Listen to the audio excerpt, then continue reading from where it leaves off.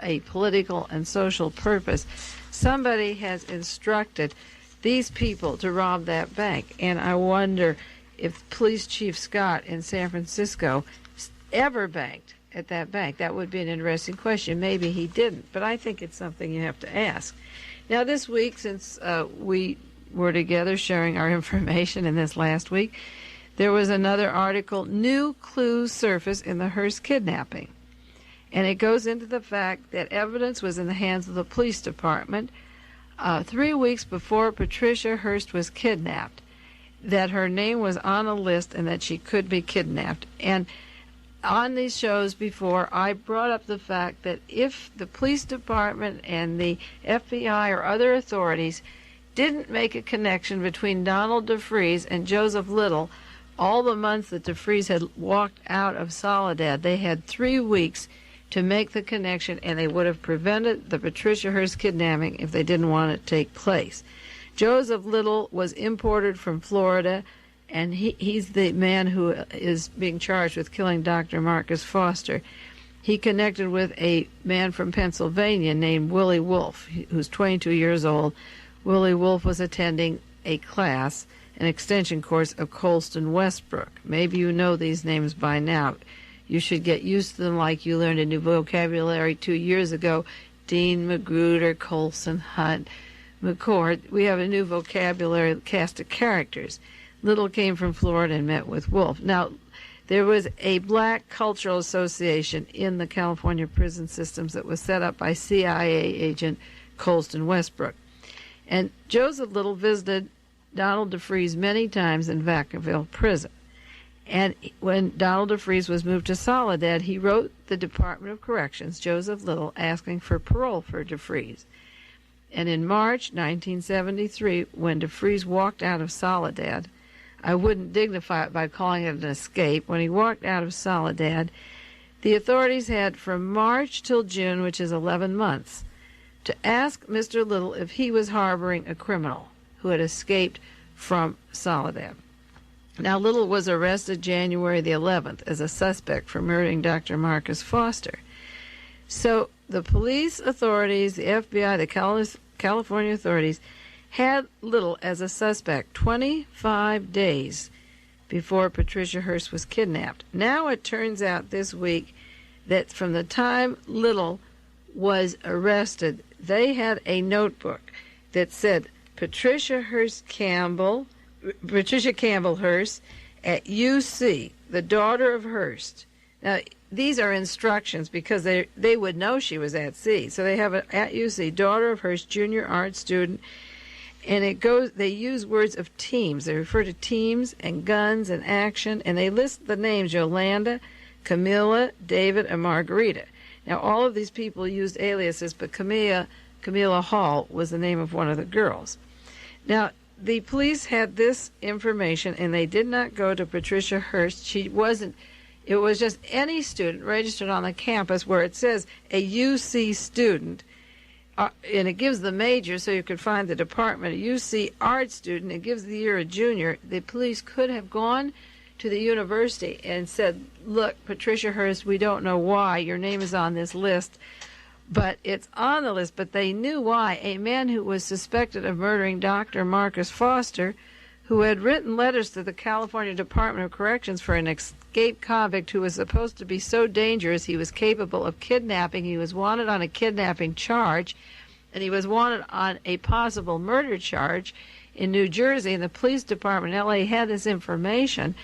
So that you have one man who they're accusing of killing, and they have an escapee who's a friend of his who's staying in the house and knows the same people that Joseph Little does for 3 weeks, and the police department doesn't go to this girl. Her mother's on the board of regents of the university, and they have 3 weeks to make the connection between a potentially dangerous criminal and a man who's been charged who has her name on a list, and the police department had it 3 weeks, and they don't do anything about it.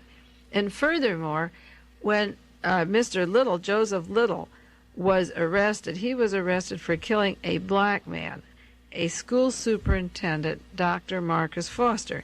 And the names in his cottage and the names of the people with him involved a list. They had the names, and they even bragged about killing him. But you notice there has been no arrest warrant for any of these names in conjunction for killing Dr. Marcus Foster. None of these white people that were brought in from Indiana or from Florida or have been named as part of the conspiracy to kill Dr. Marcus Foster. And one was an escapee from prison. And you compare that to a federal case that just was concluded this last week, a lengthy case. A known killer by the name of Ronald Beatty was in prison down in Chino, and he offered to work for the Federal Bureau of Investigation and the police departments to break up Los Venceremos, which is a Chicano group, a politically radical group in California. So they wanted to break up. The Chicanos were friendly to Ronald Beatty, so he offered to frame them, to have a computer bugging device implanted under his skin for the FBI to bug them. And Ronald Beatty made an escape from Chino, and a guard was murdered. And he went up to Palo Alto in the Bay Area, and he was housed by certain people, Robert Seabook, Bruce Hobson, Gene Hobson, and Morton Newman. He was an escapee, wanted on a murder charge of murdering a guard, and these 4 people were just convicted to long sentences, which mean they could have their life in jail. But in the case of 4 other people being part of a conspiracy to shoot a black school superintendent, they're not even charged. They're not even. This week, Evel Younger called in these people that are involved in this SLA operation for using aliases. He wants them on the grounds that they got driver's license and used aliases for driver's license in California. None of the Watergate people have been indicted for their aliases and their false names and their driver's license that were supplied to them by the CIA. Now, also, besides the bank robbery this last week and the information that the police had foreknowledge of Patricia Hearst, and the memos also, in military terms, they talked about getting the van by a certain date. We also have new information that comes out that links Donald DeFreeze to the Los Angeles Police Department.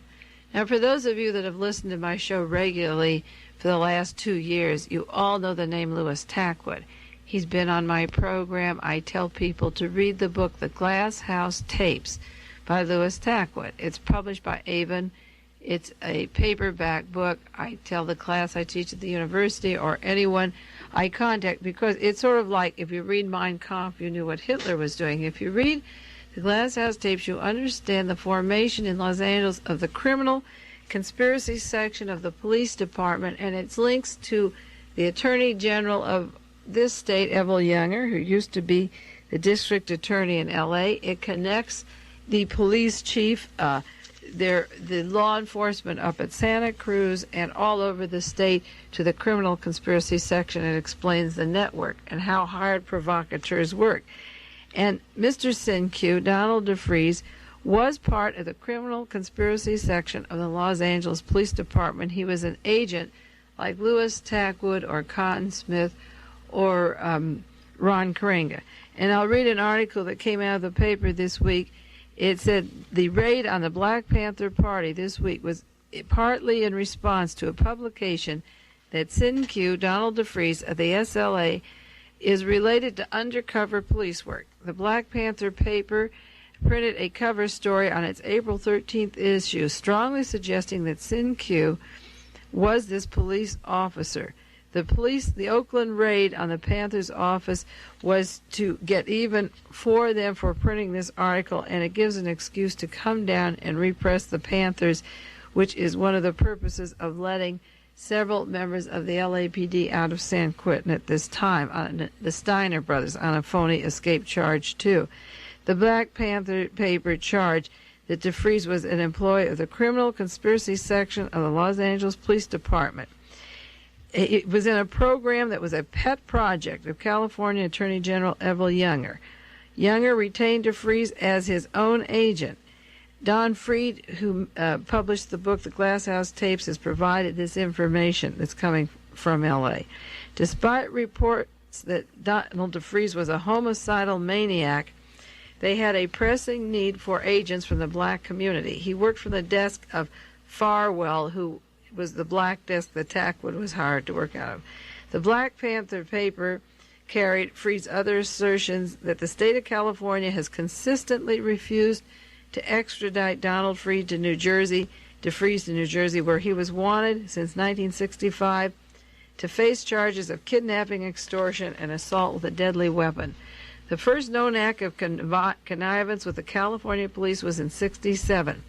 DeFreeze was set up as a crime partner, Ronald Coleman, with a telephone call, and he led police to a cache of more than 200 rifles and automatic pistols in Coleman's apartment. And the guns supposedly were stolen from an Army surplus store in L.A. DeFreeze and Coleman were released on probation. These are two black men working for the police department that had these 200 rifles. They were picked up carrying a fully loaded semi-automatic M68 9 mini rifle. DeFreeze didn't go to jail this time, and 2 years later he had a shootout out of a bank where he was trying to cash a stolen check. The gun DeFreeze used in this shootout was a .32 caliber Beretta automatic pistol, and the serial number established is one of the guns acquired in the burglary of the War Plus surplus store in '67, which means that DeFreeze worked for the police department. He showed him where the guns were, and later he had to be supplied one of the guns that he had turned in. So the LAPD, if it was in their custody and he was using it later, they supplied the gun for the bank robbery that took place in Los Angeles.